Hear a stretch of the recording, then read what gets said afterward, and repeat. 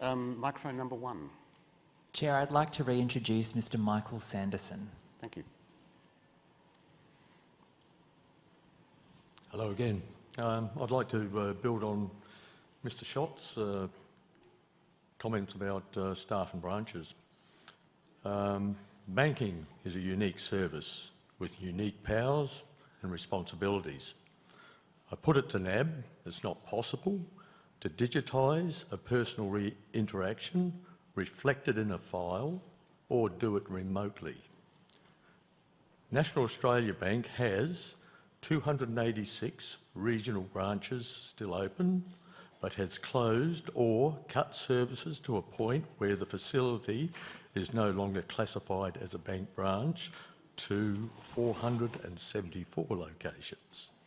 This is a cut of 62% of the original regional network of 760.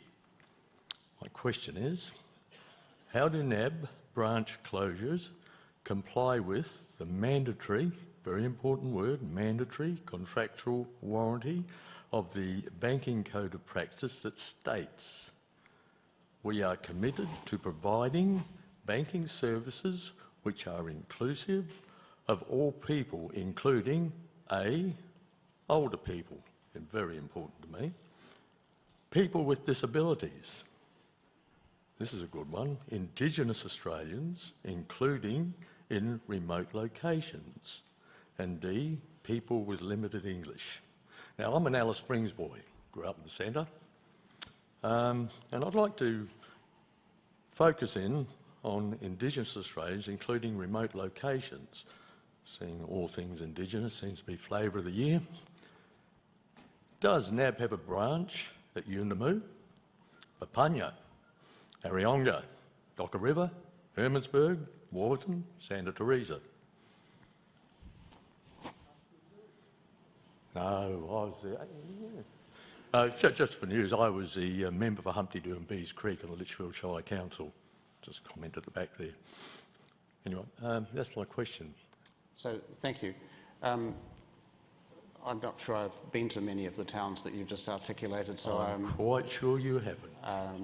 Although I've been to some weird and wonderful places this year, including as part of our board's trip to the Northern Territory, but we didn't come as far south as the Red Centre.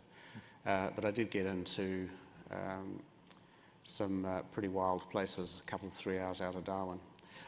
We have, even though our branches numbers have fallen over years, and that is the inevitable result of the changing pattern of usage, we still have 283 regional branches, which I think still puts us actually ahead of almost all our competitors. But more importantly, we have entered into the contractual arrangement with Australia Post to make sure that the post office branches are available to provide some banking activities and services to our customers. As you appreciate, it's never been possible. We've never been in every community as a bank, and the number of branches, I can only hazard a guess that the number of branches will continue to slowly decline over time as fewer and fewer people use them. Yeah, I just got a follow-up on that. You mentioned Australia Post.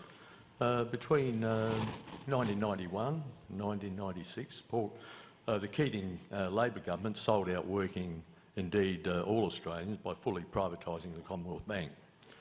My questions are, would the NAB support the re-establishment of a public-owned bank, perhaps through Australia Post, seeing it's doing all the heavy lifting, to offer all Australians bread and butter banking, irrespective of location and circumstance? And would NAB support the reintroduction of modern Glass-Steagall regulation that separates bread and butter banking from risky speculative banking?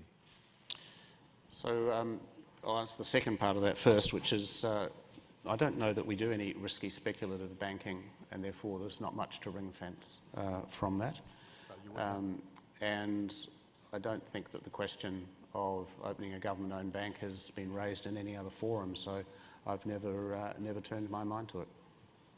It's probably an indication of your detachment. It's been spoken about quite extensively in Parliament. I actually spent the last week of sittings in Parliament, and Yeah, Well, there's a lot of chatter. I'd suggest you start to engage a bit lower down, which goes back All to right, my... thank you for that.